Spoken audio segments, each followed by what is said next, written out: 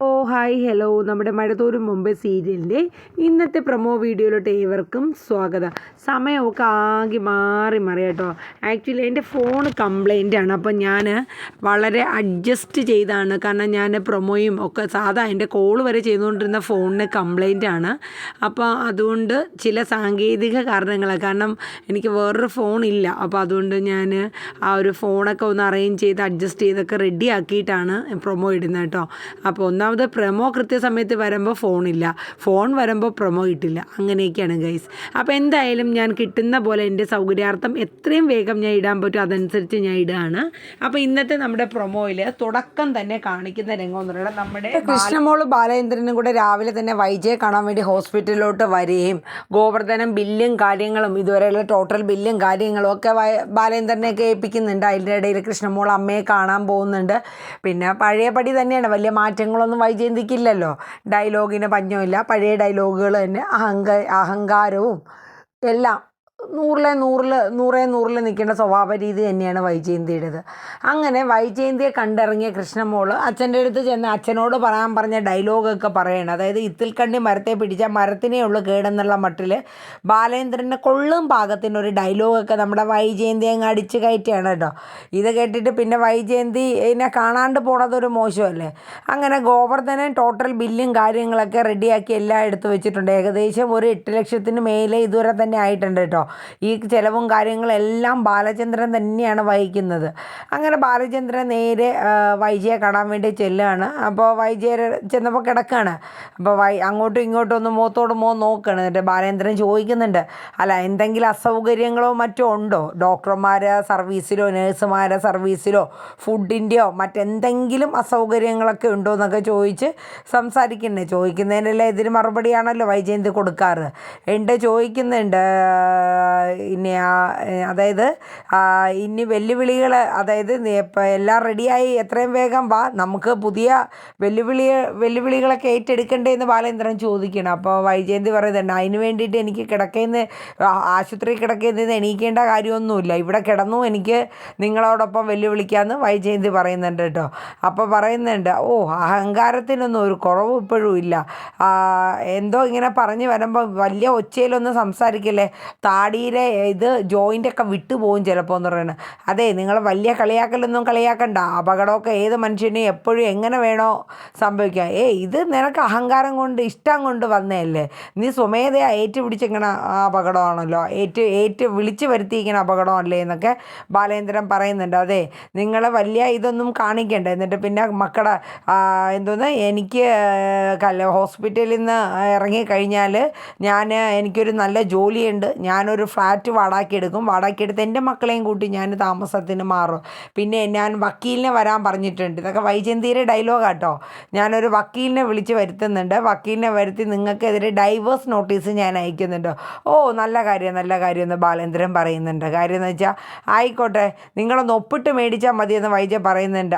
എനിക്ക് ഇത്തിരി ബഹുമാനക്കുറവൊക്കെ ഉണ്ട്, എന്നാലും ഞാൻ ഒപ്പിട്ട് മേടിച്ചേക്കാം, എന്തായാലും കുഴപ്പമില്ല, നന്നായി വരട്ടെ എന്ന് ബാലേന്ദ്രൻ പറയുന്നുണ്ട്. അങ്ങനെ കാര്യങ്ങളൊക്കെ അങ്ങോട്ടും ഇങ്ങോട്ടും പറയുന്നുണ്ട്. അല്ല, ഈ മക്കളെ 3 പേരെ മക്കളെയും കൊണ്ട് ഫ്ലാറ്റിലോട്ട് മാറുമെന്ന് പറയുമ്പോൾ നിനക്ക് എത്ര മക്കളുണ്ടെന്ന് ചോദിച്ചു. അത് നിങ്ങൾക്കറിയില്ലെന്ന് ചോദിച്ചു. അല്ല, അത് കല്യാണത്തിന് ശേഷം, കല്യാണത്തിന് മുമ്പേ നീ വല്ലതും പ്രസവിച്ചിട്ടുണ്ടോ എന്ന് ചോദിക്കുക. അനാവശ്യം പറയാനായിട്ട് നിൽക്കില്ല. അല്ല, എനിക്ക് അവിഹിതത്തിലൊരു മോളുണ്ട്, ഞാൻ അതിനെ കൊണ്ടുവന്നു, ഇനി നിനക്കും അവിഹിത ബന്ധത്തിൽ വല്ല മോനോ മോളോ ഉണ്ടെങ്കിൽ കൊണ്ടുപോയി, എങ്കിൽ നമ്മൾ രണ്ടുപേരും തുല്യരായിക്കോളുമല്ലോ എന്നിങ്ങനെ ബാലേന്ദ്രൻ ഒന്ന് കൊള്ളാൻ പാകത്തിന് പറഞ്ഞു കേട്ടോ. വൈജയന്തിക്ക് ഉള്ളിലൊരു കത്തൽ വന്നെങ്കിലും വിട്ടുകൊടുക്കാൻ പറ്റില്ലല്ലോ, വൈജയന്തി വിട്ടുകൊടുത്തിട്ടില്ല. അങ്ങനെ കാര്യങ്ങളൊക്കെ ഒരുവിധം എല്ലാം പറഞ്ഞ് രണ്ടുപേരും കൂടെ ഡൈവേഴ്സ് നോട്ടീസൊക്കെ വരുമ്പോൾ ഞാൻ ഒപ്പിട്ട് മേടിച്ചോളാം എന്നൊക്കെ പറഞ്ഞ് അങ്ങോട്ടും ഇങ്ങോട്ടും ഓരോ കുത്തും മോനെയും പറഞ്ഞിട്ട് ബാലേന്ദ്രനും ഇറങ്ങുകയാണ്. അപ്പോൾ ഈ സമയത്ത് നമ്മുടെ രാജീവ് ശിവശങ്കരനും കൂടെ നമ്മുടെ രോഹിത്തിനെയും ബബിതനെയും കൊണ്ട് നെടുമ്പുരയ്ക്കൽ വീട്ടിൽ വരികയാണ് കേട്ടോ. അപ്പോൾ ബാലേന്ദ്രനും കൃഷ്ണമോളും അവിടെ ഇല്ലല്ലോ, അലീന മാത്രമേ ഉണ്ടായിരുന്നുള്ളൂ. അങ്ങനെ വന്നു, കോളിംഗ് ബെല്ലടിച്ച് ഡോറ് തുറന്നപ്പോൾ രാജീവും ശിവശങ്കരനുമാണ് വന്നതാണ്, മോളെ പേടിക്കണ്ട, ഞങ്ങൾ ബാലേന്ദ്രൻ ഇവിടെ ഇല്ലേ? ഏയ് ഇവിടെ ഇല്ല അങ്കിളെ, എനിക്ക് പേടിയൊന്നുമില്ല, നിങ്ങൾ അകത്തോട്ട് വാ. അതെ, ഞങ്ങളെ കൂടെ രോഹിത്തും ബബിതയും കൂടെ ഉണ്ടെന്ന് പറയും. അത് കേട്ടപ്പോൾ നമ്മുടെ അലീനയ്ക്ക് ഭയങ്കര സന്തോഷമാവുക കേട്ടോ. കാര്യം അവർ തിരിച്ച് വന്നല്ലോ. അപ്പോൾ രോഹിത്താണെങ്കിൽ അടിമുടി ഇങ്ങനെ അലീനെ ദഹിപ്പിക്കും കണക്ക് അങ്ങോട്ട് നോക്കുകയാണേ. അതിൻ്റെയോടൊപ്പം തന്നെ ബബിതയുടെ ഒരു നോട്ടം. എന്നിട്ട് നേരെ രണ്ടും കൂടെ മേളിൽ കയറി അവരവരുടെ റൂമിൽ പോവാണ്. അപ്പോൾ ആ സമയത്ത് നമ്മുടെ രാജീവും ശിവശങ്കരനും കാര്യങ്ങളൊക്കെ ഇങ്ങനെ സംസാരിക്കുകയാണ്. മോളെ, നിന്നെ ഞങ്ങളുടെ അറിയാത്തത് കൊണ്ടാണ് നിന്നോട് ആ രീതിയിൽ ഞങ്ങൾ പെരുമാറിയത്, നീ മനസ്സിലൊന്നും വെക്കരുത്.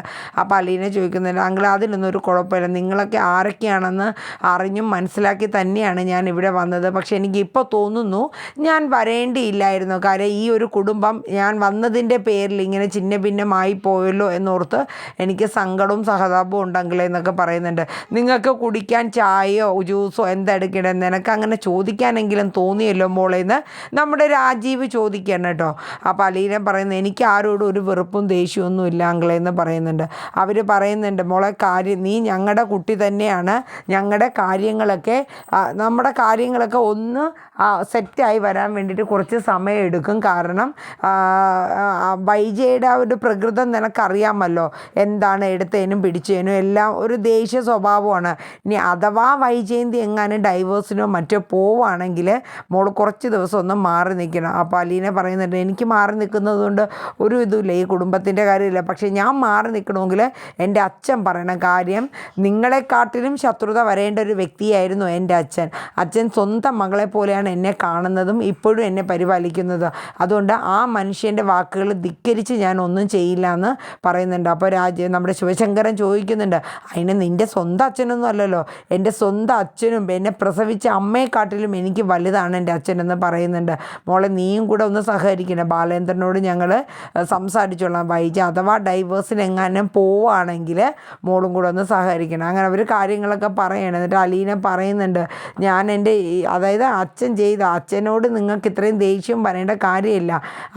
അപ്പം രാജീവും ശിവശങ്കരനും പറയുന്നുണ്ട്, മോളെ, നിന്നെ ഒരു കരുവാക്കി, അതായത് ഒരു ആയുധമാക്കിയാണ് ബാലേന്ദ്രൻ വെച്ചേക്കുന്നത്. കാരണം വൈജയുടെ കൂടെ പോരാടാനുള്ള ഒരു ആയുധം മാത്രമാണ് നീ.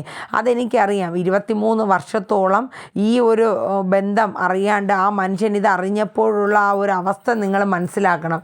കാര്യം അദ്ദേഹത്തിന് ജയിക്കാൻ ഒരു പരുതെങ്കിലും വേണ്ടേ അങ്കിളെ എന്ന് ചോദിക്കുകയാണ്. അപ്പോൾ 2 ഓപ്ഷനുണ്ട്. അച്ഛൻ്റെ ഓപ്ഷൻ എന്ന് പറയുന്നത് ഞാനും, അമ്മയ്ക്കുള്ള ഓപ്ഷൻ ഒരുപാടുണ്ട്. അത് ഏതൊക്കെയെന്ന് വെച്ചാൽ, അമ്മയ്ക്ക് ഒരു സാധാ അമ്മയായിട്ട് ഈ കുടുംബത്തിൽ അച്ഛൻ പറയുന്നതനുസരിച്ച് നല്ലൊരു അമ്മയായിട്ട് ആകാം. അമ്മയുടെ അഹന്തയും ദേഷ്യവും വിദ്വേഷവും ഒക്കെ മാറ്റി വെച്ചിട്ട് വരികയാണെങ്കിൽ ഇവിടെ പ്രശ്നങ്ങളെല്ലാം സോൾവായി തന്നെ വരുമെന്നിങ്ങനെ പറയുന്നുണ്ട് കേട്ടോ. അങ്ങനെ ഇതൊക്കെ സംസാരിച്ചുകൊണ്ട് നിൽക്കുമ്പോൾ ബാലേന്ദ്രനും കൃഷ്ണമോളും വരെയാണ്. അവർ നോക്കുമ്പോൾ അവരെ വണ്ടിയാണ് രാജീവിൻ്റെ ശിവശങ്കരന്. അപ്പോൾ കൃഷ്ണമോൾ പറയുന്നുണ്ട്, അലീനേച്ചി മാത്രമല്ലേ ഉള്ളൂ എന്തെങ്കിലും പ്രശ്നം? എന്ത് പ്രശ്നം? ബാലേന്ദ്രൻ പറയുകയാണ്, അവർ ബന്ധുക്കാരല്ലേ, ഞാനല്ലേ അന്യൻ എന്നിങ്ങനെ പറയുകയാണ് കേട്ടോ. അപ്പോൾ നമ്മുടെ അലീന പെട്ടെന്ന് തന്നെ പുറത്തോട്ട് വരികയാണ്. വന്നിട്ട് അവരിങ്ങനെ വന്നിട്ടുണ്ട്, അതിനോടൊപ്പം രോഹിത്തും ബബിതയും കൂടെ വന്നിട്ടുണ്ടെന്ന് പറയാം കേട്ടോ. ഇത് കേട്ടപ്പം ബാലേന്ദ്രൻ, ഓഹോ ആഹാ അവരും വന്നിട്ടുണ്ടോ? അങ്ങനെ അവരകത്തോട്ട് വരികയാണ്. അങ്ങനെ വന്നു കഴിയുമ്പോൾ ബാലേന്ദ്രനും അവരോട് ചോദിക്കുന്നുണ്ട്, നിങ്ങളെപ്പോഴാണ് വന്ന? കുറച്ച് നേരം ആയോ ഇരിക്കുന്നൊക്കെ പറയുന്നുണ്ട്. ഞാൻ ആശുപത്രി പോയിക്കായിരുന്നു എന്നൊക്കെ പറഞ്ഞിട്ട് പറയുന്നുണ്ട് ബാലേന്ദ്രൻ. അതെ, ഇത്രയും നാൾ ഞാൻ മുടക്കിയ ടോട്ടൽ ബില്ല് ഏകദേശം 8.5 ലക്ഷത്തോളം രൂപയായി ണ്ടെന്ന് പറയുന്നുണ്ട്. എന്നിട്ട് അതങ്ങ് ശിവശങ്കറിനെ ഏൽപ്പിക്കുകയാണ്. അത് എനിക്ക് റീഫണ്ട് ചെയ്ത് തരണമെന്ന് പറയുന്നുണ്ട്. റീഫണ്ടോ? നീ എന്താണ് നിൻ്റെ ഭാര്യയെ ചികിത്സിച്ചതിൻ്റെ പൈസ ഞാൻ എന്തിനാണ് റീഫണ്ട് ചെയ്ത് തരുന്നത്? അതെ, അവളിപ്പോൾ എൻ്റെ ഭാര്യയായിട്ടാണോ ഇവിടെ നിന്ന് അർദ്ധരാത്രി വഴക്ക് കൂടി നിങ്ങളുടെ സ്വന്തം ആങ്ങളമാരുടെ അടുത്ത് വരാൻ വേണ്ടി വന്ന അഹങ്കാരത്തോടു കൂടി വന്നവളാണ്. അവളുടെ പേയ്മെൻറ്റ് ഞാൻ നടത്തേണ്ട കാര്യമൊന്നുമില്ല. കാരണം ഇനിയിപ്പോൾ ആശുപത്രിയിൽ നിന്ന് ഇറങ്ങിയാൽ തന്നെയും അവൾ എൻ്റെ അടുത്തല്ല വരുന്നത്, നിങ്ങളുടെ അടുത്താണ് വരുന്നത്. അഥവാ അവൾ എൻ്റെ അടുത്ത് വരികയാണെങ്കിൽ നിങ്ങൾ എനിക്ക് ഇട്ട് തരുന്ന ഈ എമൗണ്ട് ഞാൻ നിങ്ങൾക്ക് ആ നിമിഷം തന്നെ റീഫണ്ട് ചെയ്ത് തരാം. അപ്പോൾ രാജീവ് ചോദിക്കുന്നുണ്ട്, നീ എന്തൊക്കെ ചീപ്പ് വർത്തമാനമാണ് ബാലേന്ദ്ര ഈ പറയണത്? നിൻ്റെ ഭാര്യയ്ക്ക് വേണ്ടി മുടക്കിയ പണമല്ലേ? അപ്പം എൻ്റെ ഭാര്യ അഹങ്കാരം പിടിച്ചവൾ, അവളിവിടെ ഞാൻ പറയുന്നത് കേട്ടും മറ്റും ജീവിച്ച് വരുന്ന ഒരു ഭാര്യയല്ല, അഹങ്കാരത്തിൻ്റെ കൈയും കാലും വെച്ചവളാണ്. അവളെ ഞാൻ എന്തിന് കണക്കാക്കണം?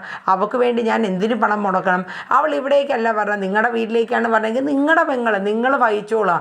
അതുമല്ല, ഇവിടെ അർദ്ധരാത്രി 1 മണിക്ക് നിങ്ങളുടെ വീട്ടിലേക്ക്, നിങ്ങളുടെ വീടിൻ്റെ അതിർത്തിയിൽ ആ സ്ഥലത്ത് വെച്ചാണ് അവൾക്ക് ആക്സിഡൻറ്റ് സംഭവിച്ചിരിക്കുന്നത്. അപ്പോൾ നിങ്ങൾ വഹിക്കട്ടെ, എൻ്റെ ഈ സ്ഥലത്ത് വെച്ചിട്ടൊന്നും അല്ലല്ലോ അത്. അപ്പം രാജീവ് പറയുന്നുണ്ട്, അതൊക്കെ ശരി തന്നെയാണ്, ഞങ്ങളുടെ കാണാൻ വന്നു, ഞങ്ങളുടെ സ്ഥലത്ത് വെച്ച് തന്നെയാണ് ഈ അപകടം സംഭവിച്ചത്. പക്ഷെ നീ ചോദിക്കുന്നതിനൊക്കെ ഒരു മര്യാദ വേണ്ടേ ബാലേന്ദ്ര? എന്ത് മര്യാദ കേടാണ് കാണിച്ചത്? നിങ്ങൾ കാണിച്ചിടത്തോളം മര്യാദ കേട് ഞാൻ നിങ്ങളോട് കാണിച്ചിട്ടില്ല എന്ന് ബാലേന്ദ്രൻ പറയുന്നുണ്ട്.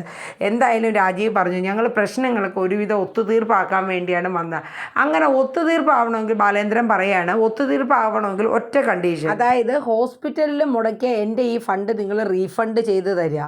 അതോടൊപ്പം തന്നെ എൻ്റെ പെങ്ങളും അളിയനുമാണ് നിന്ന്, അവർക്ക് ഡെയിലി ഒരു 2000 രൂപ വെച്ച് കൂട്ടിയാലും ഒരു 50,000 രൂപയെങ്കിലും കൊടുക്കണം. പിന്നെ ഞാൻ വണ്ടി ഓടിച്ചും ഒരു ഹാർട്ട് പേഷ്യൻ്റായ ഞാൻ ചിലവാക്കി റിസ്ക് എടുത്തത് നിങ്ങൾ വിടുക. ഇത് ഇത്രയും നിങ്ങൾ റീഫണ്ട് ചെയ്ത്, നിങ്ങളുടെ പെങ്ങൾ ഇനി ഈ വീട്ടിലാണ് കയറി വരുന്നതെങ്കിൽ ആ ഫണ്ട് ഞാൻ തിരിച്ചു തരും. പിന്നെ വേറൊരു കേസുണ്ട്, ഇതല്ല എന്നുണ്ടെങ്കിൽ ഒരു 500 രൂപയുടെ ഒരു പത്രം വാങ്ങി അതിൽ നിങ്ങളുടെ പെങ്ങൾ എഴുതി തരിക, ഞാൻ വൈജയന്തി, അതായത് എനിക്കുണ്ടായ ആക്സിഡൻറ്റിനും മറ്റും ചിലവായ പണം എൻ്റെ ഭർത്താവ് ചിലവഴിച്ചിട്ടുണ്ട്.